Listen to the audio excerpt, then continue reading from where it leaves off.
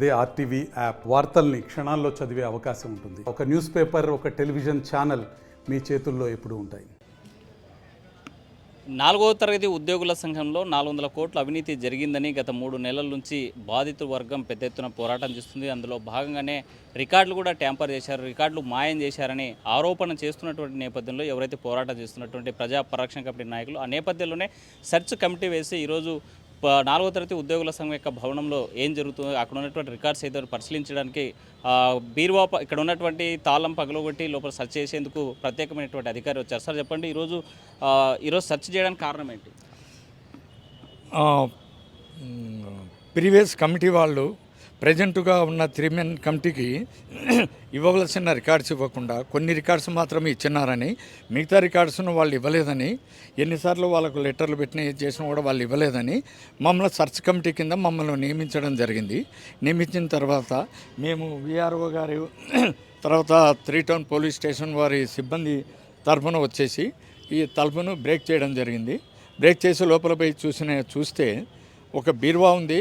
తర్వాత టేబుల్ మీద ఏవో రకరకాల పేపర్లు ఉన్నాయి తప్ప ఎటువంటి రిజిస్టర్లు కానీ ఏవి కానీ కనిపించలేదు. మరి తర్వాత బీరువాను కూడా బ్రేక్ చేసి చూస్తే లోపల ఒక సింగిల్ పేపర్ కూడా కనిపించలేదు. అందులో మొత్తం ఖాళీగా ఉంది, బీరువా మొత్తం ఖాళీగానే ఉంది.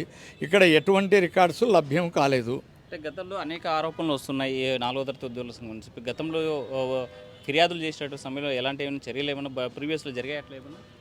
ఇంతకుముందు ఈ విధంగా సెర్చ్ చేయడం అనేది ఎక్కడ నా సర్వీసులో ఎక్కడా లేదు, నేను వినలేదు, చూడలేదు కూడా. ఇదే ఫస్ట్లో కూడా నన్ను వేయడమే జరిగింది.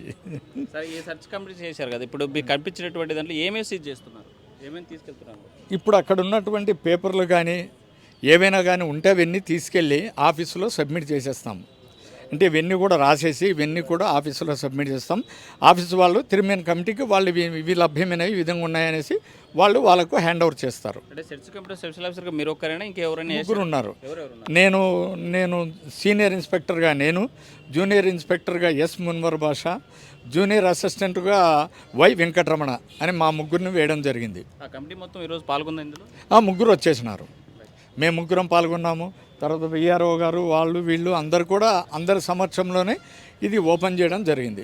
మనతో మాట్లాడడానికి బాధితులు ఉన్నారు, ప్రజా పరిరక్షణ కమిటీ పోరాటం చేస్తున్న నాయకులు. సార్ చెప్పండి, ఈరోజు సెర్చ్ కమిటీ ఇక్కడ సెర్చ్ చేశారు, అసలు ఎలాంటి రికార్డ్స్ చేశాయనేసి అధికారులు అన్న గత 7 నెలల నుంచి మీ అందరి మీడియా వారి సహకారంతో ప్రజా పరిరక్షణ సమితి ప్రోద్బలంతో బాధితులకు న్యాయం జరగాలని చెప్పేసి మనం పోరాటం చేస్తున్నాం. అయితే మన పోరాటం ఫలితంగా జేసీ గారు ఆ యొక్క బాడీని రద్దు చేసినారు. రద్దు చేసిన వెంటనే మేము చెప్పయా దొంగలు ఆ రికార్డ్స్ని హ్యాండ్ ఓవర్ చేసుకోండి అని చెప్పేసి మేము వాళ్ళకు చెప్పడం జరిగింది. అయితే స్పెషల్ ఆఫీసర్లు చాలా నిర్లక్ష్యం వివరించినారు. వాళ్ళ కాళ్ళు చేతులు మొక్కినంత పని చేసినాము. డిఎల్సీ ఆఫీసులో ఉన్నటువంటి జయాకర్ కానీ, తర్వాత ఇప్పుడు స్పెషల్ ఆఫీసర్గా చేసినటువంటి అధికారులు కానీ, ఇక్కడ ఉన్న డీసీఓ రామాంజనేయులు కానీ చాలా నిర్లక్ష్యంగా వివరించినారు. ఆ నిర్లక్ష్యానికి ప్రతిఫలమే ఈరోజు ఎవరైతే కమిటీ వచ్చి సెర్చ్ చేసి పంచనామా చేస్తే పంచనామాలో ఖాళీ బీరువా, చెత్త కాగితాలు, పాత కుర్చీలు, ఇనుప బెంచ్ తప్ప ఎటువంటివి ఏవి రికార్డ్స్ కూడా దొరకలేదు. అయితే మేమైతే గతంలో వీళ్ళు ఛార్జ్ తీసుకుంటున్నప్పుడు, వీళ్ళు అధికారం తీసుకుంటున్నప్పుడు 2021లో ఏవేవైతే రిపోర్ట్స్ ఇచ్చినారో ఆ రిపోర్ట్స్ క్లియర్గా మేము వాళ్ళకి చూపించడం జరిగింది. మీరు ఇలాంటి రికార్డ్సే, ఇదే రికార్డ్స్ వాళ్ళ కాడ ఉండాలని చెప్తే దాని మీదనే పోరాటం చేస్తున్నారు. మీకు ఎలాంటి లబ్ధి జరగలేదు కాబట్టి కావాలనే దురుద్దేశంతోనే 4వ తరగతి ఉద్యోగుల సంఘం నాయకుల మీద తప్పుడు ఆరోపణలు చేశారు, రికార్డులు మాయం చేశారనేసి మీరు ఫిర్యాదు చేశారని వారు అంటారు. మీరేమంటారు? ఖచ్చితంగా ఇప్పుడు మేమైతే ఫిర్యాదు చేస్తాం. వీళ్ళ మీద ఎవరైతే ఇప్పుడున్నటువంటి డిఎల్సీఓ ఆఫీసర్ సిబ్బంది పైన, తర్వాత ఇప్పుడు స్పెషలైజ్ 3 మెన్ కమిటీ పైన కూడా మేము పిఎస్సి కమిటీ అంటారు, పిఎస్సి కమిటీ పైన ఎంక్వైరీ చేయాల్సింది ఉంది సార్. ఎందుకంటే 45 రోజులైంది సార్. 45 రోజుల తర్వాత వచ్చి పలగొడితే ఎక్కడ రికార్డ్స్ ఉంటాయి? ఈ రికార్డ్స్ అయితే మాయమైపోయినాయి. Records complete. ఇది ఖచ్చితంగా ఆఫీసర్ల పాత్ర ఉంది. ఆఫీసర్ల పాత్ర లేకుండా ఒక్క రికార్డు కూడా మాయం కాదు. ఎందుకంటే ఇక్కడ ఉండాల్సింది అప్రూవల్ కాగితం ఉండాలా. 80 ఎకరాలకు సంబంధించినటువంటి అప్రూవల్ కాగితం లేదు. ల్యాండ్ తీసుకున్నటువంటి రికార్డ్స్ లేవు. తర్వాత మనం గతంలో ఈ ఆఫీసర్స్ ఇవి ఇచ్చినారు ఇప్పుడు ఈ రికార్డులు. తర్వాత మనము 2011లో వాళ్ళు ఏం హ్యాండ్ ఓవర్ చేసుకున్నామని చెప్పేసి రికార్డ్స్ కూడా మన కాడ ఉంది సార్. కానీ ఈ రికార్డు ప్రకారంగా లేవు, ఒక్క రికార్డు కూడా లేదు. అయితే విషయం చెప్పినాం, ఇప్పుడు మ్యాప్ లాస్ట్కు ల్యాండ్ అక్కడ ఉన్నటువంటి బ్లూ ప్రింట్ కూడా లేదు, బ్లూ ప్రింట్ లేదు, అప్రూవల్ కాయిదాలు లేవు, తర్వాత సభ్యత్వం బుక్స్ లేవు, తర్వాత అలాట్మెంట్ కాపీ లేవు, డిప్ రిజిస్టర్ లేదు, ఓసీ కాపీలు లేవు. అలాట్మెంట్ ఓసీ కాపీలు ఉండాలా?